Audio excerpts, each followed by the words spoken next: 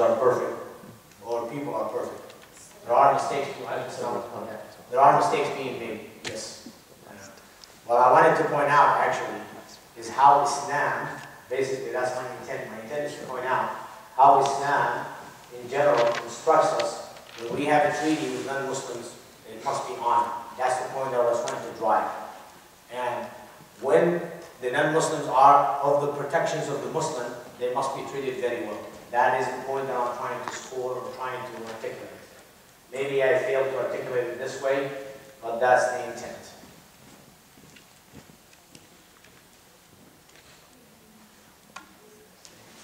So to recap so far what we have said, we said this ayah right here is the essence of da'wah in Islam, right? And it's one of the most important messages that we Muslims must deliver, right? And this da'wah must be to what?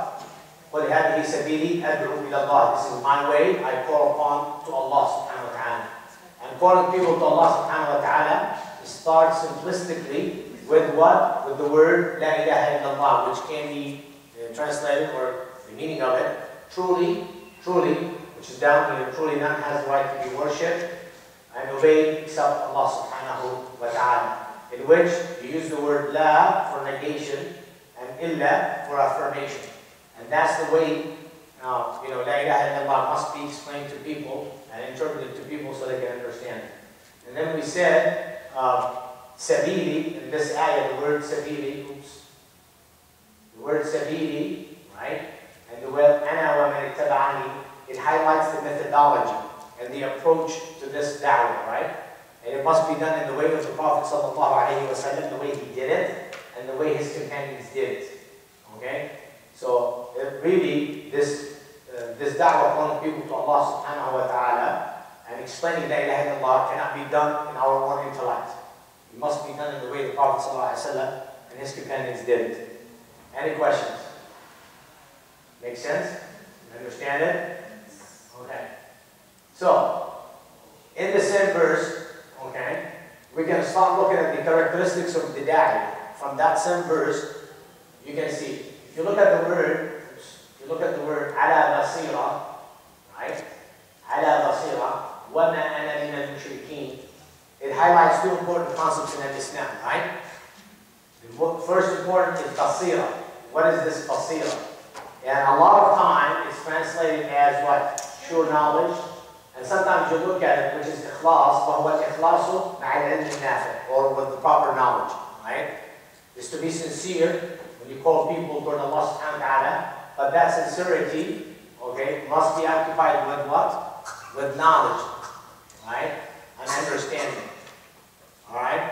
And later on we're going to find out how we reconcile the difference between this, adopting this knowledge and having knowledge. And some of you have came to me and says, it seems that the approach that I'm taking is highlighting knowledge, right? Which is fine. So how do I reconcile this difference with when the Prophet ﷺ said, بَلِّغُوا عَنِّي وَلَوْ آيَةً. Okay? I'm going to reconcile that differences. It may appear that there's contradiction, but it's not.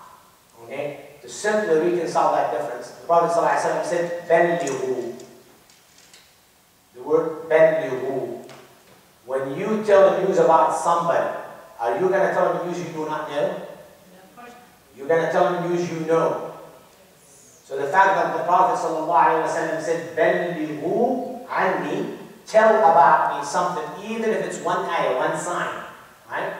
The ulama understood that to mean that the sign that you're going to tell people about the Prophet or about Islam, you must be knowledgeable of.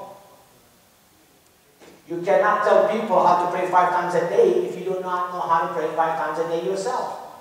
What kind of a teacher are you? So yes, true that you don't have to have a true knowledge of Islam totality, but know when to say what? I don't know.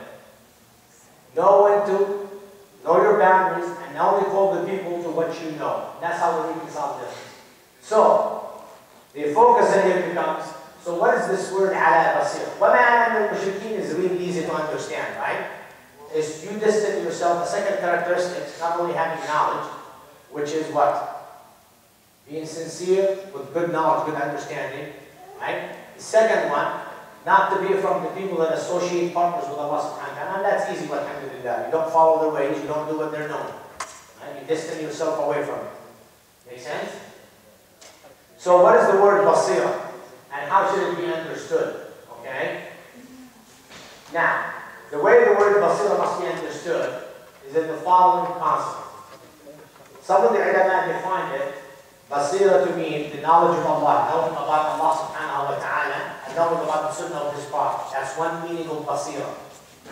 Is to develop who Allah is, and develop that understanding of who Allah is, and calling people to it. And then, the second part of it, knowing the sunnah of the Prophet sallallahu alayhi wa sallam, right? And communicating that example and the sunnah of the Prophet sallallahu alayhi wa sallam.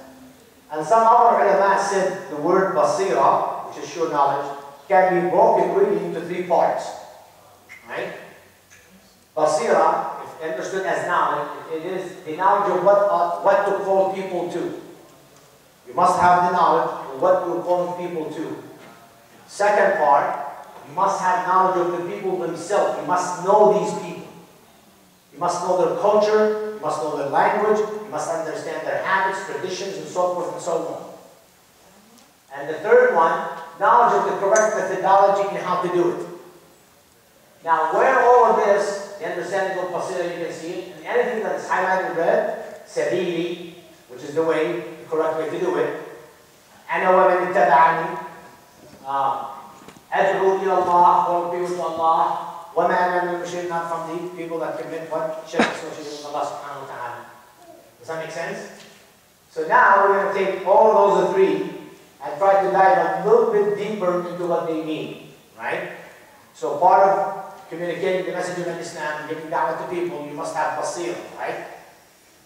And this basira must be established by paying upon the way of the Prophet ﷺ and his companion. And this basira dictates you to call people to Allah. Yes?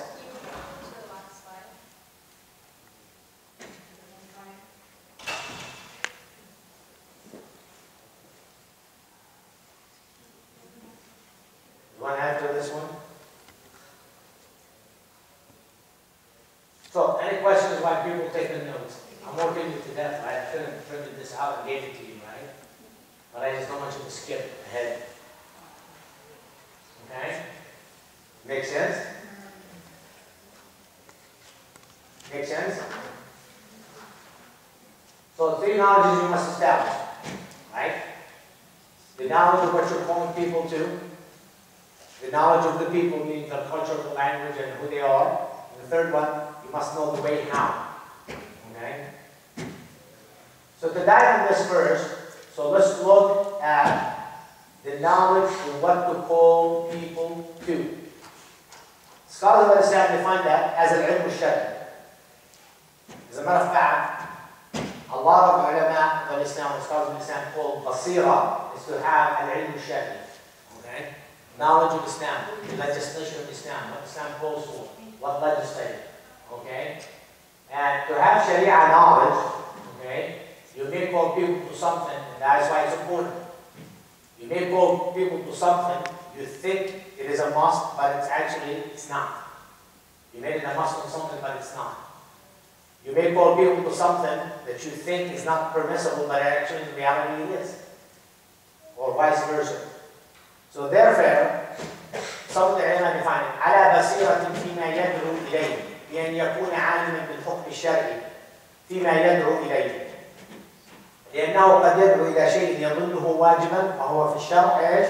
في شرع الله غير واجب فيلزم عباد الله بما لم يلزمهم الله به وقد يدعو إلى ترك شيء يظنه محرما وهو في دين الله غير محرم فيحرم على عباد الله ما أحله الله له. Okay? To really simply translate this, the importance of developing Sharia knowledge or ilm al-shari, this statement here is a very powerful statement. These are the statements of the scholars of Islam. They said, it is an important aspect of basira is to know what you're calling people to. And why? Because you may call people, the statement here says, you will call people to something that you think is a must, they must do. But its reality, according to the Sharia of Allah, it's not. Therefore, you just made something that is not a Muslim, made it a Muslim people, because you don't have the right knowledge. And a simple, quick example of this, al-mashu ala al-khuf, to wipe over your socks. This is a hotly debated issue among Muslims, especially if you follow this madhab or that madhab and all of that, to the point that somebody like me, when I wipe over my socks, you find Muslims don't pray behind me. Don't pray behind me. Okay? And then you ask them why? Well, you don't have wudu, because you wipe over your socks. Okay? Let's assume that I don't have wudu. See, not having the knowledge of Sharia gets you in a lot of trouble. Let's say that I don't have wudu and I know to pray. Why should you be held accountable for it? You shouldn't. You shouldn't. So like it matters if I have right wudu. So now we're going to inspect every imam leads us in salah, whether they have wudu or not. I mean, what are we trying to pattern ourselves after? Are we going to doubt everybody if they're a Muslim or not? So when an imam comes and visits us and says, "Ya say the shahada before you lead us in salah, because we're going to make sure you're Muslim." Well, how about let's check on this. Let's check on you if you're circumcised or not. Right? Because if you're not circumcised, you're najas, right? Do you understand where I'm trying to go with this? Yes. So Allah subhanahu wa ta'ala said, وَلَا تَزِرُ وَازِرَةٌ وِزْرَ أُخْرَى. Not a mistake of one burden or one mistake does not carry over to another one. Allah separated these issues. So alhamdulillah, having the knowledge of Sharia allows you to not to fall into those mistakes. Like for example, if you're talking to a Muslim and you're giving him da'wah, and that Muslim did not know something whether it's halal or haram. And if you don't have knowledge of it, you should do what? You should stop, not give an opinion. Okay? Does that make sense? And that's why it's important having knowledge, al-ilm al-shari. The second aspect of this, be really knowing the people, having knowledge of the people you're calling for, and those people. And the ulama said, على بصيرة حالة الدعوة ولهذا لما بعث رسول الله صلى الله عليه وسلم معاذا إلى اليمن قال له إنك ستأتي قوما أهل الكتاب. That statement of the Prophet صلى الله عليه وسلم to Mu'adh, the example in here we're reciting, is when the Prophet صلى الله عليه وسلم decided to send Mu'adh. By the way, this hadith is a very, very important hadith. I'm going to break it down later on, step by step, and show you how these things exist in the Dawah. But the thing that I want to highlight, the Prophet ﷺ, he sent Mu'adh to Yemen. First of all, he told him what country he sent him to. Yemen. And he informed Mu'adh, who are the people of Yemen? He said, what? إِنَّكَ سَتَأْتِي قَوْمًا أَهْلَ كِتَابٍ. So what is that telling you? When the Prophet ﷺ told Mu'adh, "Oh Mu'adh, I'm sending you to Yemen, and I'm sending you to a people of the book, the people that have a book." The ulama concluded this is way of the Prophet ﷺ educating Mu'adh of the affairs of the people. Those people are not going to be just like anybody else. Right? Those people know about Allah. They understand who Allah is. Because their book told them who Allah is. Just like today we find ourselves, people are not denying Allah being the creator. What do they deny about Allah? His oneness. That is singular, unique, incomparable, nothing like Him. They deny that Allah subhanahu wa ta'ala does not have children, or nor He has any children. Okay? They deny that. They say He has children. What else they deny? They deny His right to be worshipped alone. Okay? So Allah, the Prophet sallallahu alaihi wasallam in this statement, He's educating Mu'adh. لِيَعْرِفَ حَالَهُمْ وَيَسْتَعِدَّ لَهُمْ. So in order for Mu'adh to know their affairs and be prepared to indulge with them in da'wah. فلا بد أن تعلم حال هذا المدعو على مستواه العلمي وما مستواه الجدلي. In order for you also to give da'wah appropriately, you must also understand this person or that person you're calling to, how much knowledge they have. So part of da'wah is you knowing the person. How much do they know? When I spoke to Linda, she left, I know. But when I spoke to her, I said, okay, consider me one of those guys that don't believe in anything. Convince me why your way is the correct way. Why did I ask that question? So that tells me exactly a lot what she knows. Let her talk and listen. Let them talk and listen. That will give you some insight.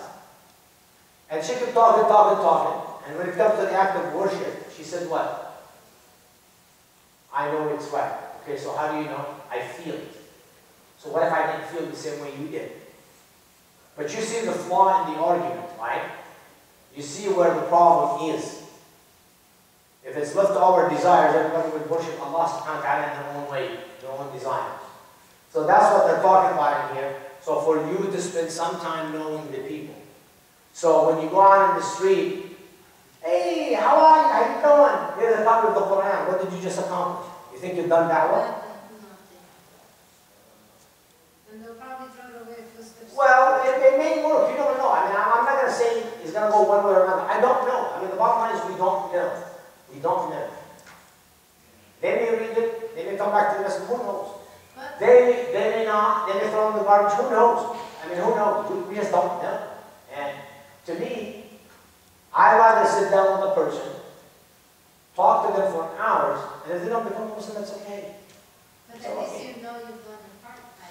Exactly. You have communicated the right information, and you got to know the people. Any questions on this?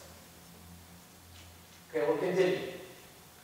So that leads us to the last one, which is the most important one. And we're going to spend some time on the last one. So how to call people, how the correct method, the correct methodology. Allah subhanahu wa ta'ala in Surah Al-Nahl gives us a very, very important verse. This is chapter 16, verse 125. ادعوا إلى سبيل ربك بالحكمة والموعظة الحسنة وجادلهم بالتي هي أحسن. Okay? Basically, these بالحكمة والموعظة الحسنة وجادلهم بالتي هي أحسن. Okay? إن ربك هو أعلم بمن ضل عن سبيله وهو أعلم بالمهتدين. Indeed, Allah subhanahu wa ta'ala is all knowing whoever strays away from the path of Allah, and Allah is all knowledgeable of who are rightly guided. Okay? This verse in the Quran is the second most important, probably, verses of the Quran that shows you the evidence of da'wah. So in order to do the right methodology, we said it has to be done based upon the way of the Prophet ﷺ. And what was his way? Al-hikmah, wal-maw'idah al-hasana, wal-jidal al-hasan. Okay, these are the three things. So what are these three things? If we start dissecting them, don't worry about it, that's the same slide. That's the same slide. We're going to start breaking one at a time. Okay? It's the same slide, no different. Here, I'll go back. Go ahead. Keep writing. It's the same thing. This is communicating the same knowledge. All what this is saying, what this verse means. Okay? The second slide is going to start breaking those three aspects of hikmah, maw'idah hasana, and jidal billati hi ahsan. Okay? Now you find Muslims nowadays, they forget about the hikmah. They forget about Maw'idah Hasana. Ya akhi, why don't we negotiate with them or debate with them in the best of manners? Okay? No. These are three methodologies or ways that Allah illustrated in this ayah applies to three types of people. Three different types of people. Does that make sense? And those type of people are, can I switch? No? Okay, we'll go back. This is just the translation of it in English. If you have an English Quran, open the Quran to chapter 16, verse 125. That's the translation of it. Okay, that's just merely the translation of it. Okay, so in this verse that we highlighted in the red, the hikmah, wal-maw'idah, al-hasan wal-jadal billati hi ahsan. Now, hikmah, I'm not going to translate it, because I want to give you its full meaning. Remember when I defined it earlier? What did I define it as? The hikmah. Putting the thing in the right place that it belongs to, right? Knowing when to say the right thing at the right time, at the right place. That's what hikmah is, right? Which is also known as wisdom. But in here, hikmah, if you study the Quran very carefully, hikmah is what? Is the sunnah of the Prophet ﷺ. Is the way of the Prophet ﷺ. Right? Allah subhanahu wa ta'ala, plenty of occasions in the Quran said, وَأَتَيْنَاهُ الْقُرْآنَ وَالْحِكْمَةِ. Allah subhanahu wa ta'ala said, we have given Prophet Muhammad sallallahu alayhi wa sallam the Quran and the hikmah, his sunnah. And in another verse, Allah subhanahu wa ta'ala said, instructing the mothers of the believers to what? وَاتْلُونَ مَا يُذْكَرَ فِي بُيُوتِكُنَّ مِنَ الْقُرْآنِ وَالْحِكْمَةِ. Right? Or مِنَ الْحِكْمَةِ. and you rehearse or tell people about what has been done in your household, to the mothers of the believers, which is the wives of the prophets. Tell and communicate to people what has been practiced or rehearsed in your homes from the ayats of Allah subhanahu wa ta'ala and the hikmah. And the hikmah is what? The practice of the Prophet sallallahu alayhi wa sallam. So hikmah can also be understood as what? The sunnah of the Prophet sallallahu alayhi wa sallam.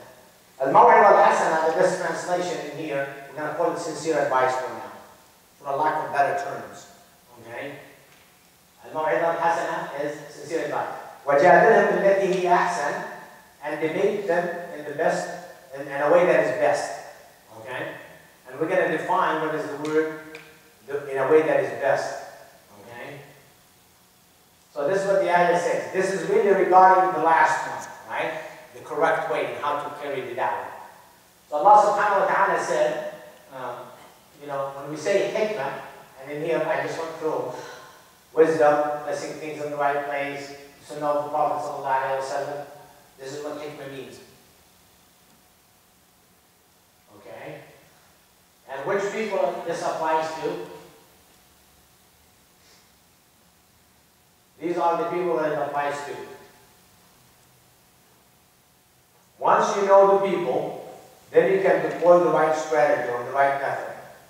And this method only works with the people that are what? Who are good-natured, who seeks the truth, and who love the truth, and once they hear about it, they will always follow it. Meaning, if you know a Muslim today, you know he's a very good Muslim, very good-natured person, and you know he doesn't have enough knowledge, and you know if you communicate knowledge to them, then most likely they're inclined to do what? They will follow it. That's what hikmah is all about. Does that make sense? That tactic is deployed in those type of people. Make sense? Any questions? The second one is al-Maw'id al-Hasana, which is, we roughly translate as sincere advice. This type of methodology is deployed with the people who are busy with not following falsehood, here it's supposed to say, actually the opposite.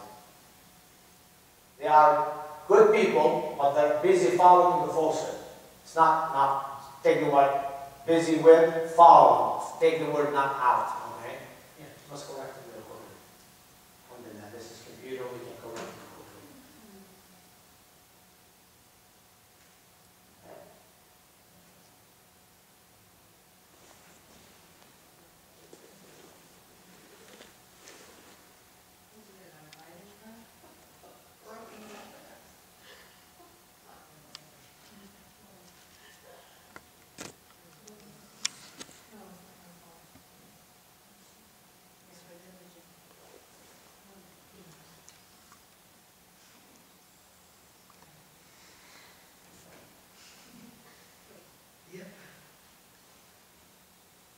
That's too small, right?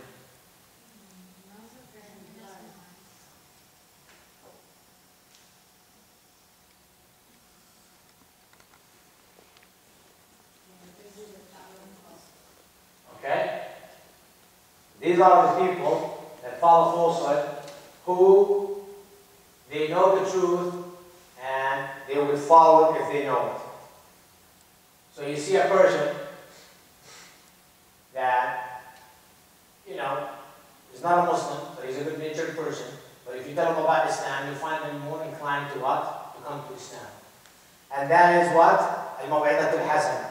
Al-Maw'id al-Hasana, to really explain it to you at a high level, it is really at-tarheeb wa at-targheeb in Islam. It is really that concept.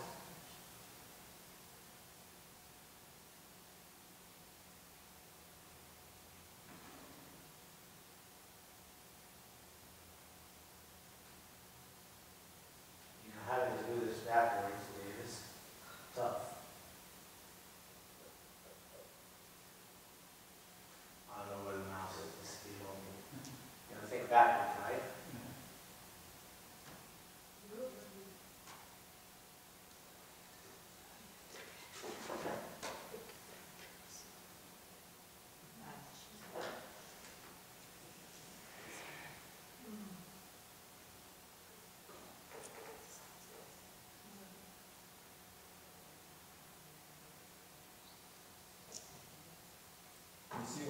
screen or two screens? I'm sorry? You only see on the screen. You can Well, to make it big, I can only have to see it on one screen. I like both screens, but the way the projector is set up, it will show it smaller. We decided to project it only in here. Okay? So really, al-maw'idat al-hasana, for the people you think they're not following the truth, but they're good-natured people, and if the truth were to be presented to them, then most likely would follow. And the approach to that is by al-maw'idat bil-targhib wa-tarhib. Al-targhib wa-tarhib are the concepts that do exist in Islam, in which you make Islam beloved to people. Why? Based upon the mercy of Allah subhanahu wa ta'ala. Al-targhib is to make people fear the punishment of Allah subhanahu wa ta'ala. So whatever method works with that individual. Are they all about mercy, and loving, and all of that stuff? Then you use that approach. If another person is all about feeling the punishment of Allah, then you deploy that approach. Does that make sense? So, al-maw'idat al-hasana must be based upon what? Al-targhib wa tarhib. That means making Islam beloved to people because of its mercy and kindness. You balance that out with what? That Allah subhanahu wa ta'ala also punishes severely. Does that make sense? So the encouragement for you, depending on the type of the person you're dealing with, who that person is and what's their nature. For example, to give Jennifer a hand with Linda, Linda seems to be inclined toward the truth. She wants to listen, but she's more into the mercy and love. So we deploy the method, this method, al-maw'idat al-hasana, sincere advice to her, and we start debating with her what? In the method of targhib, making Islam more beloved to her heart. Okay? Meaning that she already knows about Allah, because when we discussed La ilaha illallah, she told me, you didn't tell me something I did not know. And that shouldn't be surprising to us as Muslims, right? Shouldn't be surprising at all. But the way she adheres to Allah and worship of Allah, there's where the problem, right? So she's a good-natured person. She recognizes who La ilaha illallah is. We're going to direct her into what? The right worship of Allah subhanahu wa ta'ala. Any questions? Now, that's what we do as Muslims, whether she accepts it or not, that's a secondary issue. Okay? Our job is to communicate. Alright. وَجَادِلْهُمْ بِالَّتِي هِيَ أَحْسَنُ, which is the last one. In this one, I'm going to break out the Surah Al-Ankabut, okay? Verse 46, okay? Because that one, the ulama elaborated further with regard to this one. Debated in a good manner is actually of two types. Allah subhanahu wa ta'ala said, وَلَا تُجَادِلُوا أَهْلَ الْكِتَابَ إِلَّا بِالَّتِي هِيَ أَحْسَنُ إِلَّا الَّذِينَ ظَلَمُوا مِنْهُمْ وَقُولُوا آمَنَّا بِالَّذِي أُنزِلَ إِلَيْنَا وَأُنزِلَ إِلَيْكَ وَإِلَٰهُنَا وَإِلَٰهُكُمْ وَاحِدٌ وَنَحْنُ لَهُ مُسْلِمُونَ. Beautiful ayah, beautiful ayah. Beautiful methodology to deploy da'wah to people. Allah subhanahu wa ta'ala said in this verse, and do not debate with the people of the book except in the best way. Except, illa. See, I told you the word illa is very crucial in Islam. Illa. See the word illa? Right here. Allah made an exception. Illa alladhina zalamu minhum. So there would be among the people of the book, people that will transgress.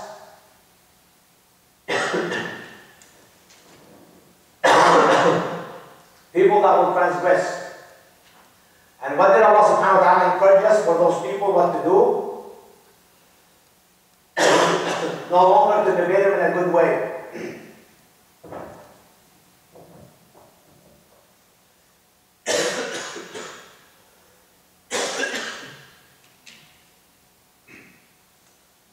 No longer to debate them in a good way. Allah subhanahu wa ta'ala said, say what to them? وَقُولُوا آمَنَّا. Tell them that we believe. If you notice my discussion with Linda, alhamdulillah, it serves such a good example. Allah sent her and then she left. SubhanAllah, amazing. Allah works in mysterious ways. At the end of the day, what did me and her agree? We're not here to make a Muslim, right? And she kept telling me, this is what you believe. This is what you believe. I said, absolutely, that's what I believe. And we got to the point is what?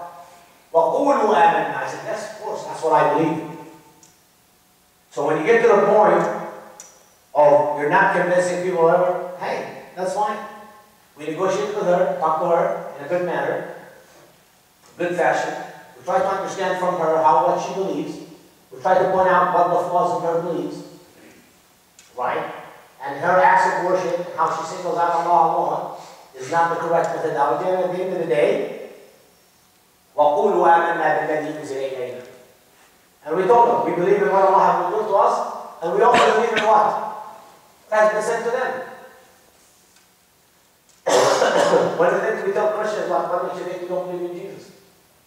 Right? Because they're under the assumption, because we're Muslims, we don't believe in Jesus. But we do. Just we don't believe in the way you do. Right? وَإِلَهُنَا وَإِلَهُكُمْ وَاحِدٌ. And our Lord and your Lord is one. Right? وَنَحْنُ لَهُ مُسْلِمُونَ. That's what's the difference between us and you. If you do acknowledge La ilaha illallah, and you do acknowledge Allah subhanahu wa ta'ala as one ilah, which is great. No, I don't need water because I'm fasting. I can't drink water, I'm fasting. So I'm going to have to survive this. Inshallah, I will survive. Don't worry about it. My Lord and your Lord is one, and we, what? We submit to Him. Does that make sense? Yes. So very, very beautiful ayah. This ayah shows you that وَجَادِلْهُمْ بِالَّتِي هِيَ أَحْسَنُ, and this ayah must be understood in the context of what? Debate in the best way with people based upon what?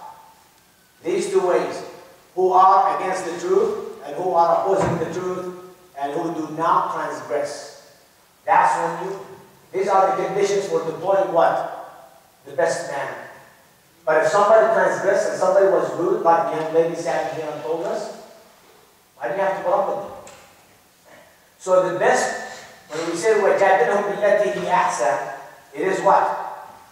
For the people that will go against the truth, but yet what? And they're opposing the truth, but they're not transgressors.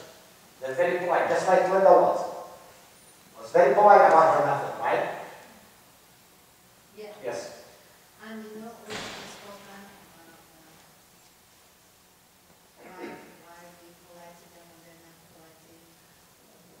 Other Muslims may or may not know. Hold on a second. I have a microphone that I keep forgetting. Remind me that I have a microphone.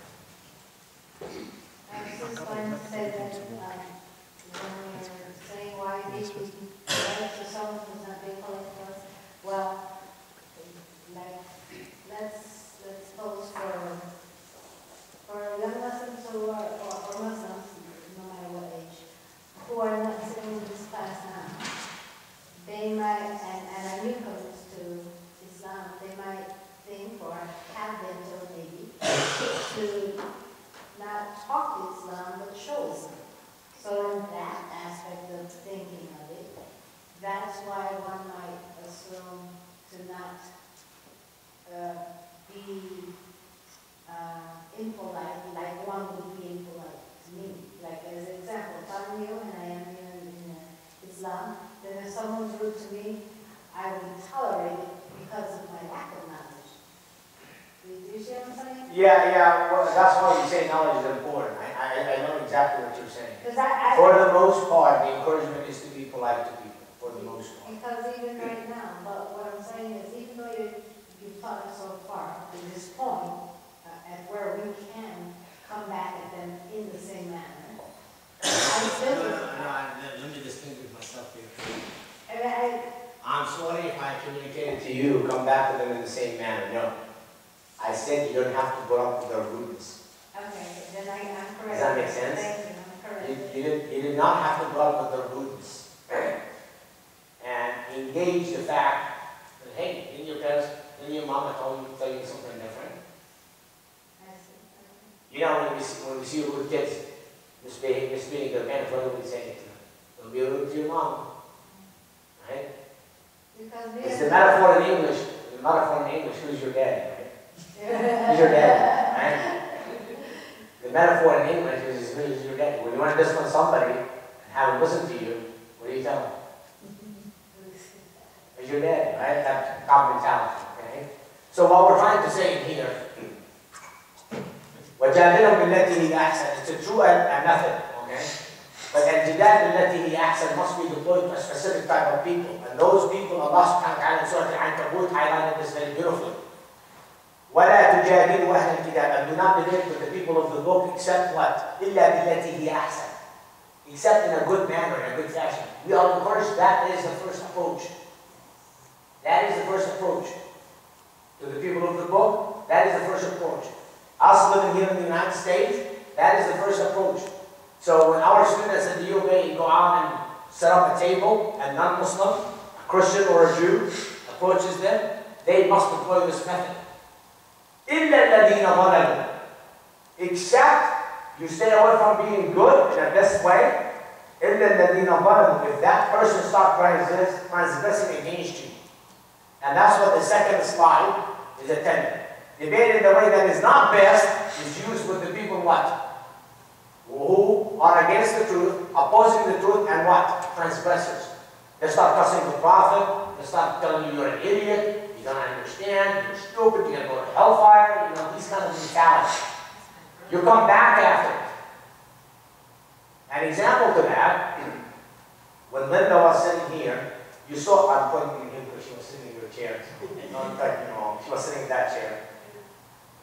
When Linda was sitting here and we were talking to her, you saw a little bit of this, right? When she started talking about her emotions and worshiping God based on what I feel right and all that. You see me deploying that a little bit. So what makes you right? Tell me. Prove to me that your way, what my heart tells me. Well, how was my heart at the time? So you start seeing some of that a little bit, right? Because what did she start doing? She started transgressing against what? Almost the Prophet ﷺ. As if the Prophet ﷺ never taught us how to worship Allah subhanahu wa ta'ala. Now she didn't do it in polite, don't get me wrong, she did it very politely. She was very courteous. So watch out for that, alright? So today, our encouragement for young Muslims, brothers and sisters, when you give da'wah, do it in the best of manners, in the best of way. However, if somebody's rude to you, that doesn't give you rude back. Don't tolerate. Okay? And that's what the ayah of Surah Al-Ankabut, إِلَّا الَّذِينَ ظَلَمُوا means. And at the end of the day, and make sure, and this is what I love this ayah, وَقُولُوا آمَنَّا. And Allah subhanahu wa ta'ala is giving us a form of a speech to tell those people. وَقُولُوا آمَنَّا بِالَّذِي أُنزِلَ إِلَيْنَا. We believe in what Allah subhanahu wa ta'ala has revealed to us. And what has been revealed to you. But that doesn't mean we believe in the Bible today. Surah Al-Ankabut. Oh, what chapter in the Quran? There's no one also has this Bible. It's in Juz 28, I think.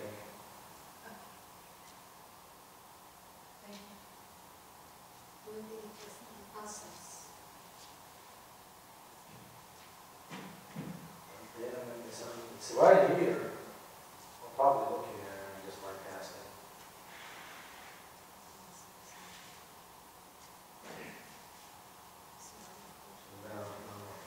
That's good enough for this Bible. Thank you.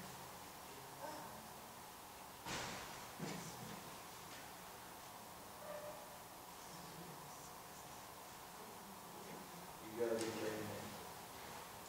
I'm fine with this Bible. Thank you. Al-Ankabut 29. No, I was way off. It's not a chapter. I was way off. It's chapter 29. So Allah subhanahu wa ta'ala said, and at the end of the day, okay, whether it's in the best way or somebody that transgressed, at the end of the day, tell them what وَقُولُوا, and say to them, آمَنَّا بِالَّذِي أُنزِلَ إِلَيْنَا وَالَّذِي أُنزِلَ إِلَيْكُمْ. We believe in what has been revealed to you and what has been revealed to us. Okay? وَإِلَهُنَا وَإِلَهُكُمْ وَاحِدٌ. And your Lord and our Lord, or our Lord and your Lord is one. And we are Muslimun, وَنَحْنُ لَهُ مُسْلِمُونَ, and we submit to this Lord. We submit on all of our intent and emotions and so forth. Make sense? Yes. So, al-jidal billati hiya ahsan, to sum it up, okay, only deployed with the people that are against the truth, opposing the truth, but they're very polite. And you do it in a good manner. The second method, according to Surah Al-Ankabut, إِلَّا الَّذِينَ ظَلَمُوا. So those type of people, among them, some people will be very rude. And some of you came to me, they were rude to me. Don't tolerate it. You'll say, yes, Allah subhanahu wa ta'ala said, genuine. No. Let them be afraid of you. Meaning, not threatened physically. Because at the end of the day, what did I do with Linda? I stood in here and I told her what? Linda, at the end of the day, you're going to believe whatever you're going to believe in, and I'm going to believe whatever I want to believe in. But when we meet Allah, right, what's going to happen? She has no excuse. And she came today and listened to the word of Allah. And she agreed to that. Yep. At the end of the day, is what? وَنَحْنُ لَهُ مُسْلِمُونَ. I affirm on Islam to Allah subhanahu wa ta'ala. I affirmed with her that the message of Islam has reached her. If she doesn't want to follow, that's up to her. Alhamdulillah. I think Jennifer has a question. Yes. Jennifer? So, before I go to this, I'll tell you what. Has it been 30 minutes? Is somebody keeping tab on the clock? Somebody needs to time me. The brothers that used to time me, they bailed out on me. MashaAllah, all the sister audience are here still except one, and actually we lost two, we've added two. And the brothers, MashaAllah, I only have two left. I started with 1, 2, 3, 4, 5, 6, 7, 8, 9, 10, 11, 12, 13. I only have two. You know, the boys can't. Typical. Alhamdulillah. Alright, let's move on. So, here's my general advice to the caller. This is my personal advice. If I were to give an advice. If you have knowledge, if you do not have knowledge, if you're one of those people who love to engage yourself in doubt, if you do not have knowledge, first you must get knowledge.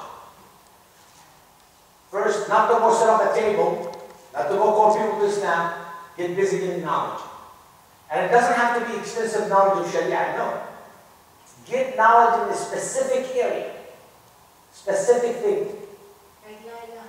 La ilaha illallah is good enough. Just explain La ilaha illallah is good enough.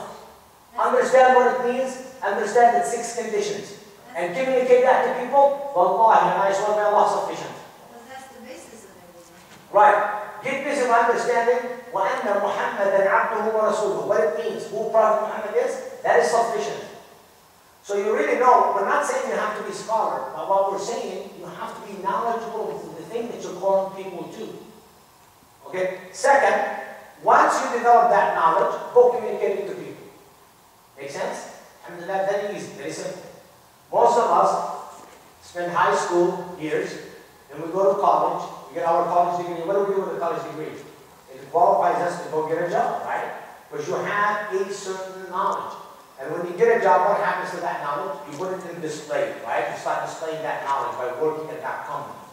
So what happened first? You attained knowledge. Second, you displayed it. Okay, very good. So there's where the statement, does the above contradicts the saying of the Prophet ﷺ, بَلِّغُوا عَنِّي وَلَوْ آيَةً, right? Tell about me even one ayah. No, it's not a contradiction. Because the word بَلِّغُوا, okay, the answer is no, because بَلِّغُوا عَنِّي. The word بَلِّغُوا عَنِّي, tell people. How are you going to tell people something you do not know? So it is understood from the hadith of the Prophet, from the wording of his hadith, and the wording of his hadith is right here. يعرف قول النبي صلى الله عليه وسلم بلغوا عني. Here is the actual hadith. بلغوا عني ولو آية. Does this come? No. Because the Prophet صلى الله عليه وسلم used the word what? بلغوا عن, from بلغوا what? Who عني. When he said tell about me, tell about the Prophet صلى الله عليه وسلم, even one sign. Even one example. But you must be knowledgeable of that. You cannot fall. The fact that the Prophet ﷺ used the word بَلِّغُوا, meaning that you must attain knowledge. And this is Shaykh Ibn Uthaymeen, rahimahullah, commenting on what this hadith means. And he said the following, and I'll translate it. فَإِنْ لَمْ يَكُنِ الْإِنسَانُ ذَا عِلْمٍ فَإِنَّ الْأَوْلَى بِهِ أَنْ يَتَعَلَّمْ أولا ثُمَّ يَدْعُو ثَانِيًا. So now you know my advice is not really my advice. It is the advice of the scholars of Islam. So now I'm exposing myself, right? قد يقول قائلا هل قولك هذا يعارض قول النبي صلى الله عليه وسلم بلغوا عني ولو آية؟ فالجواب لا، لأن الرسول صلى الله عليه وسلم يقول بلغوا عني، إذا فلا بد أن يكون ما نبلغه قد صدر عن رسول الله صلى الله عليه وسلم.